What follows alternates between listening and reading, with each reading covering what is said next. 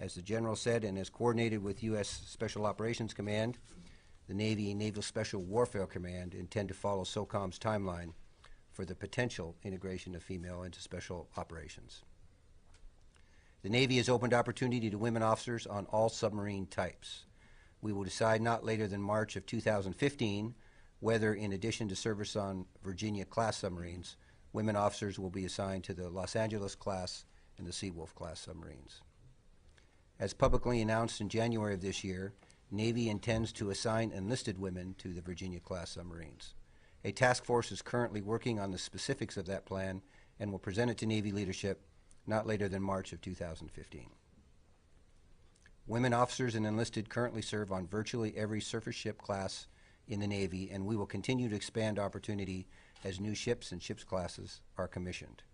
We will decide not later than June of 2014 whether to expand assignment opportunity for our enlisted women to our frigates, our mine countermeasure ships, and our patrol craft. Throughout the entire process, our goal is to continue to ensure that senior women are assigned to units before assigning junior women in order to provide leadership, mentorship, and support.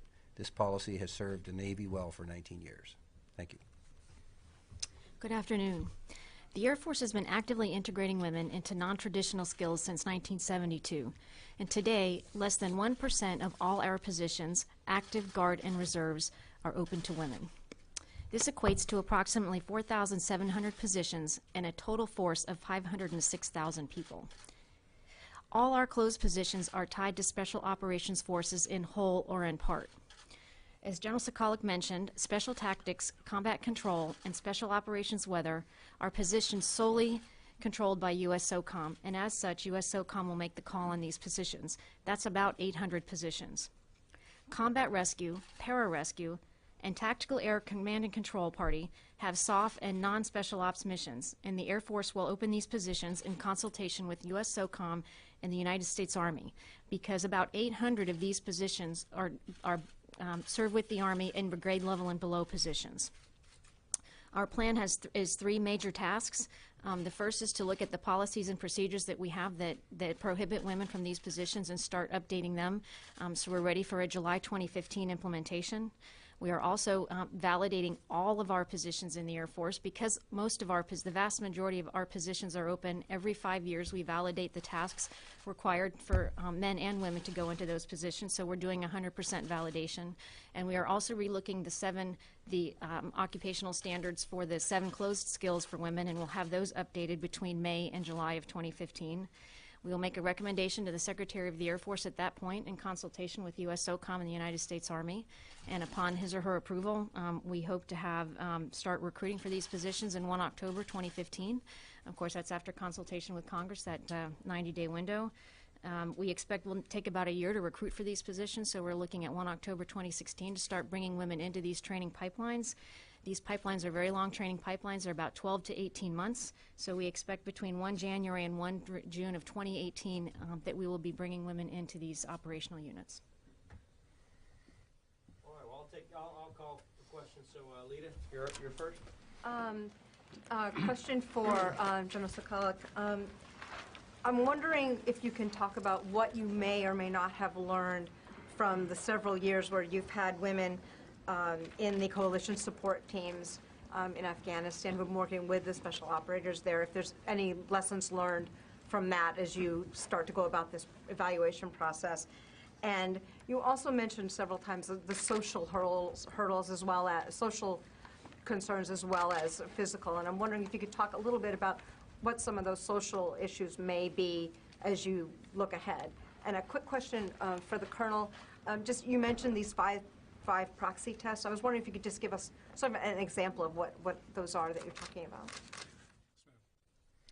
First, I think you meant cultural support teams. They had been in existence for, less than 2 years. There was some lessons learned where we trained them. Actually, their assessment, selection, and training took place at Fort Bragg, where we trained our Special Forces soldiers. And predominantly, they were trained by civil affairs and psychological operation and Special Forces soldiers. So those 3 qualification courses, by the way, 2 of which are already integrated, are all done in the same locations. And many of the courses they attend are they attend together. So there are men and women already serving and sitting in the same courses. But we learned quite a bit. Quite frankly, I was encouraged by just the physical performance of some of the young girls that aspired to go into the cultural support teams. They very well may provide a foundation for ultimate integration. And then the second part of your question truly is, I just want this process to work. I don't know where it's going to be. I hear the rank and file. Their concerns are, you know, once again, that you got a 12-man ODA in an isolated case. How is that? What are the implications there? I'm less concerned with the standards in our courses. I think they actually make sense. They equate. We're looking at them nevertheless, but they equate to an operational requirement. If I throw a 70-pound rucksack on a student in a qualification course or in BUD/S, it's because I anticipate he's going to have to carry that weight in combat.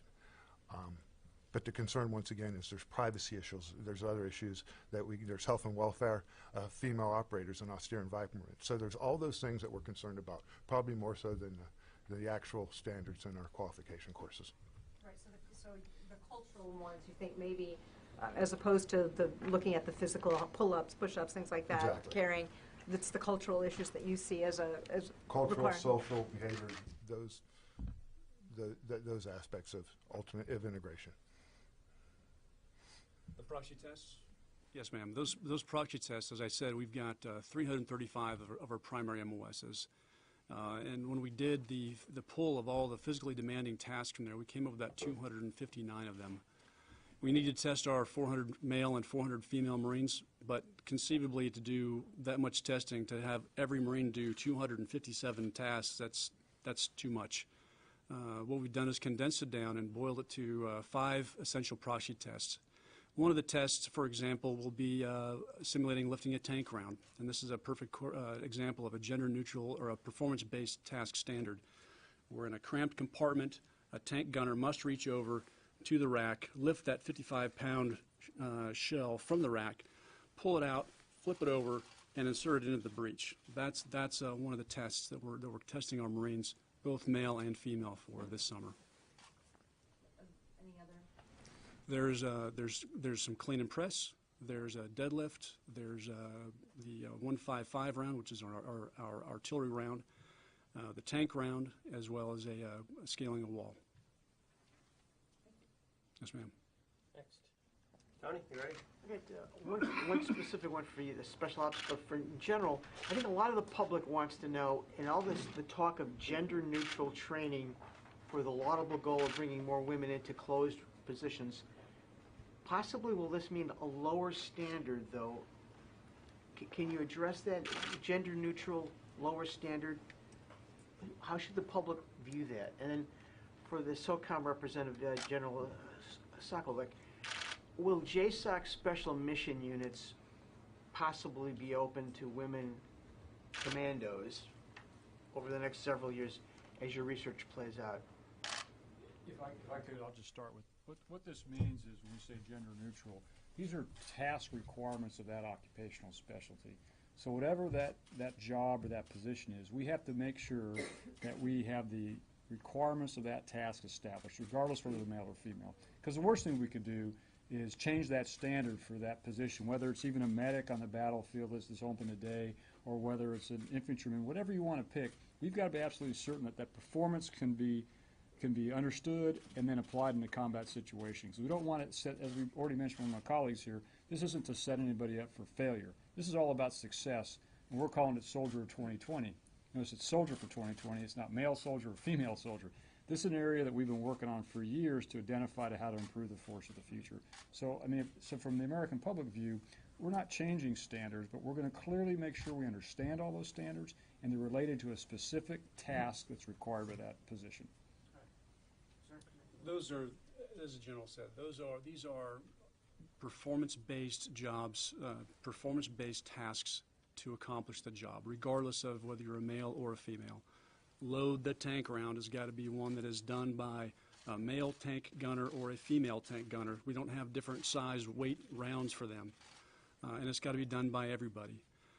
We also review all of our standards every 3 years. We review all of our training and readiness manuals, as well as our programs of instruction, to make sure we're pulling those lessons learned from combat and from our doctrine, and that we are germane and relevant still to make sure that we're doing the right thing.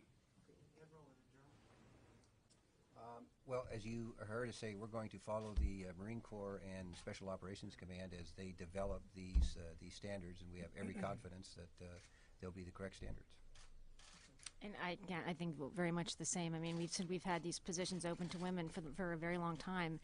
As you can imagine, I think to get it sort of away from the combat, if you think about an aircraft maintainer, if you look at airplanes over time, they've become increasingly more and more sophisticated and much more computer-driven. So the skills that a maintainer may have needed in the 1970s and the strength is very different than the skills and the strength they might need in 2013 for an F-22. And so what you want to understand is how much does the toolbox weigh 25 years later? And that's what we do every 5 years, so that we have the standards whether you're a male or female. We know if we put you in that occupation, you can do the task. And for JSOC units? Our analysis will focus on the entirety of the SOCOM enterprise, inclusive of all assigned units. How's that? Well, that means JSOC potentially? Absolutely. Absolutely? Yes. Okay, thanks. So we'll go to David first then. So let me ask the three of you, since you sort of have the bulk of the excluded positions. How do you determine what number of women in a given MOS gives you critical mass? Because obviously you can't have just one woman who passes all the tests and then is the only woman in that MOS. So you have notional numbers or percentages of how many women have to be able to qualify to these gender-neutral standards before you can open that MOS? Let me answer, if I could, in two aspects. One, I think when you say critical mass, you have fields that have never been open to women before. When you make that initial assignment in there, that's part of our gender integrated study that's going on to look at all the aspects, whether it's 2, 4, so I can't tell you that today, but we're going to look at that closely. We have some lessons learned going all the way back to the 70s when we ended with the Women's Army Corps and as we brought women into the first MOSs outside the Women's Army Corps. So that'll be a very careful look as we make those first initial assignments. But the second part of that is, once these MOSs are open, just as they are today, we don't have specific goals and objectives because a lot of this is propensity to recruit. How many women we bring in every year into the military may drive some of the numbers that you have to assign. And then as leadership's developed and as women grow in these ranks, it's not just that you have a woman soldier or leader in that specific MOS, it may be in a related MOS. So maybe you have an engineer or you have a medic, but you have women in the formation. So there's other pieces that go to that. So it's a little more, if that answers the question, a little more complicated than that. But we are going to study that for the initial assignment and then look at how we grow that over time. We're looking at that also. That's part of our analysis, sir. But really, we're focused on the capabilities, the physical requirements that are there for the job. We're focused on that first. Ditto. I can't offer a number at this point. We have a couple formations that are already integrated. Civil affairs and psychological operations come to mind. Women are underrepresented in those formations based upon their proportion to, the Army. But at this point, it'd be premature to offer a number. Is it conceivable that you could have 8 teams with 11 men and 1 woman? I believe so. We're looking for smart, qualified operators. There's a new dynamic. I mean, the days of Rambo are over. I mean, we're looking for young men that can speak and learn a foreign language, and understand culture, that can work with indigenous populations in culturally tuned manners. I mean, the defining characteristic of our operators are intellect. And when people fail in the Special Forces qualification course, predominantly they fail because they're not doing their homework. So I have to ask you, the days of Rambo were over. Earlier you had said that the rank and file reaction was, I thought you seemed to say it was not necessarily positive. There's concerns, and we all share those concerns. I think the survey that we're going to produce will be telling.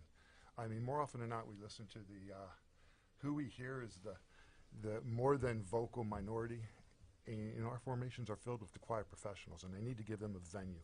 They need to find out how they feel about integration at the team level. I think that's going to be really important.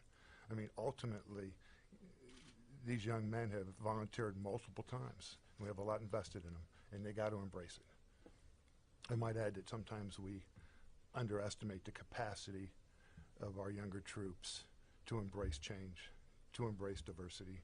And I just want to provide them an opportunity